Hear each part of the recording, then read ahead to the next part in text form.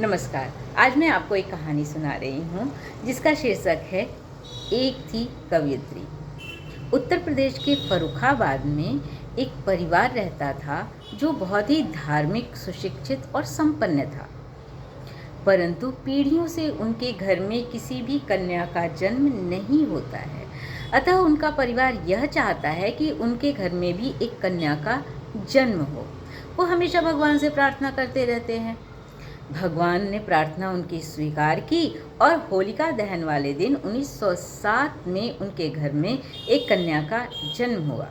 उस कन्या का पालन पोषण बड़ा ही प्यार से किया जाता है। वो कन्या जब सिर्फ 9 वर्ष की अवस्था की थी, बेहद अल्प आयु में उसका विवाह कर दिया जाता है। परंतु वह ससुराल में नहीं रह पाती। वो अपनी माँ के पास वापस आ जाती है क्योंकि उसे पढ़ाई में बेहद रुचि था। अपनी माँ के पास आकर अपनी शिक्षा प्रारंभ करती है और जब वो मैट्रिक का परीक्षा देती है तो पूरे प्रदेश में अव्वल आती है।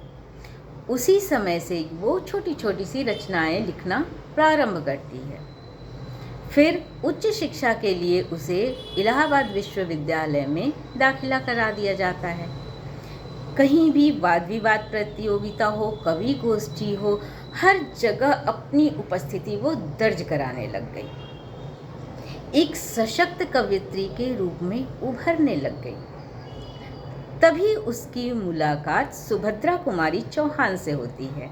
सुभद्रा कुमारी चौहान को जब वो कविता पाठ करते हुए देखती है कि खूब लड़ी मर्दानी वो तो झांसी वाली रानी थी, तो उनसे वो बेहद प्रभावित होती है और उन दोनों की बड़ी ही गाढ़ी मित्रता हो जाती है। जब वो विश्वविद्यालय में पढ़ रही होती हैं तो उन्हें वहाँ के प्राकृतिक वातावरण से बेहद लगाव हो जाता है। एक तरफ उन्हें घीसा से भी बहुत प्रेम था तो दूसरी तरफ गिल्लू गिलहरी, गौरा गाय, सोना हिरनी से भी बेहद स्नेह था।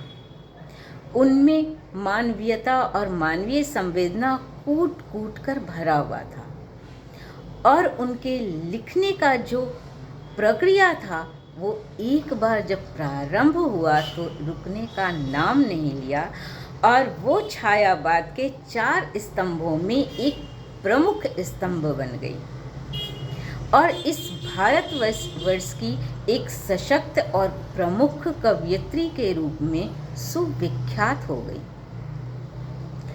सभी लोग उन्हें बेहद पसंद करते थे, परंतु वो अंदर से एक बड़ा ही आध्यात्मिक महिला थी। तभी तो उन्होंने लिखा, मधुर मधुर मेरे दीपक जल प्रियतम के पथ आलोकित कर, अर्थात अपनी आत्मा रूपी दीपक को प्रज्वलित करके परमात्मा की प्रतीक्षा में अनवरत रहना चाहती हैं और उनमें विलीन होना चाहती हैं।